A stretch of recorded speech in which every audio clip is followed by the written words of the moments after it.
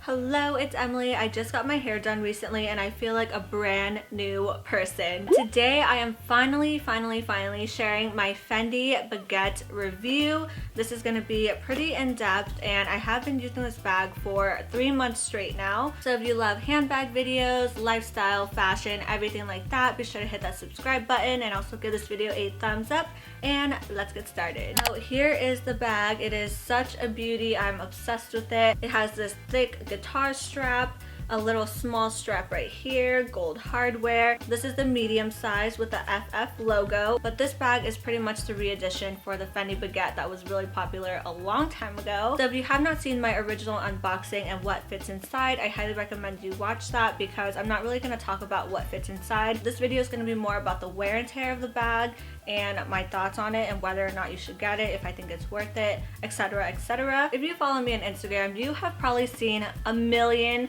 pictures with this bag. I literally pose with it all the time. It's always with me. It's just kind of like one of those things where I love the bag. It always goes with my outfit. So starting off with the pros, I obviously think this bag is a great fit for my style and my wardrobe specifically. I have a lot of neutrals, so this bag always pairs really well with it. I don't really have to put much thought, and I've also done a styling video with this bag, so if you want to see me style it in a few different ways, also we'll link that down below or it'll be somewhere on the screen right here. It's definitely more on the casual side just because it's fabric material and it also has such a giant prominent logo on it. So if you're looking for an evening bag, this is probably not it, but if you wanted to opt for the leather version, I think that could definitely be a little bit more dressier than this one. But I'm a casual girl. I love sweaters, hoodies, everything like that, so this one just fit me a lot better, and I just love the colorway of the print. So after wearing this almost every day for the last 3 months, I definitely think it has held up really well. There are a few cons which I will mention in a second,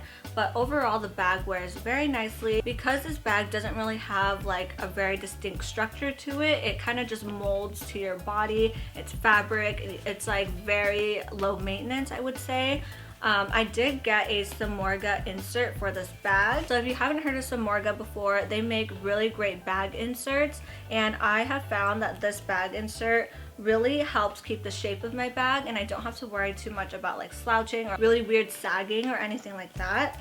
So this is what it looks like. It fits nice and snug into my bag, and you can obviously order it in multiple different colors, but I just wanted like the simple brown one. It has one giant pocket in the middle, a little slip pocket on the side, and 2 small slip pockets on the other side. I would definitely say if you are gonna get this bag, definitely get the bag insert because it just keeps your bag, like look at that, this was sitting on my leg and it was already like smushed.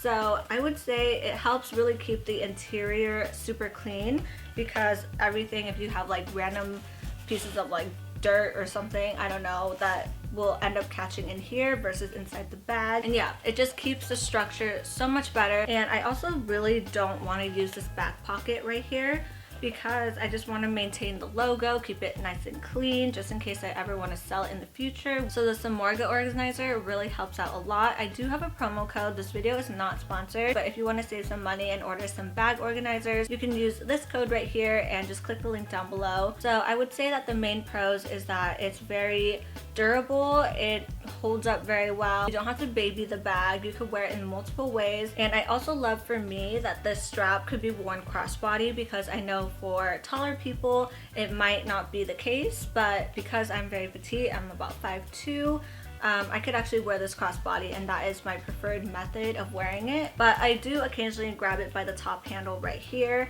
The only thing is that you can't really wear it on the shoulder, like it just rises up too high.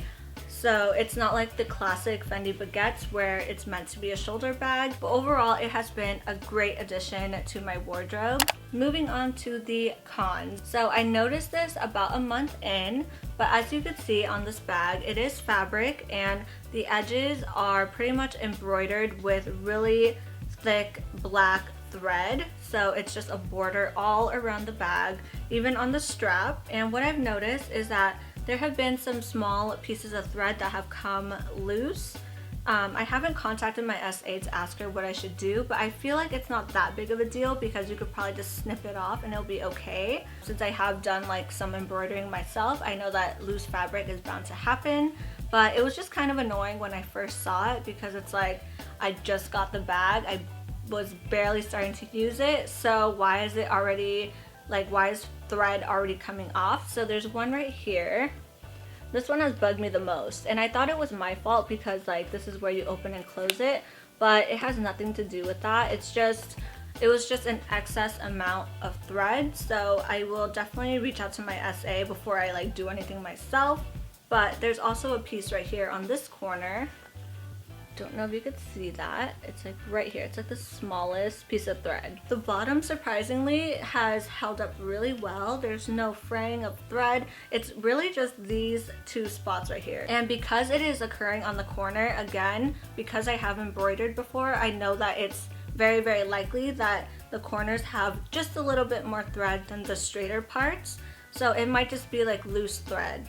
Like it might not be that big of a deal, but if anything happens and I get like an update that this is actually a defect of some sort, I'll let you know. But overall, it's not too bad. It was just kind of annoying because it's like dead center right here. I see it every time I open and close the bag.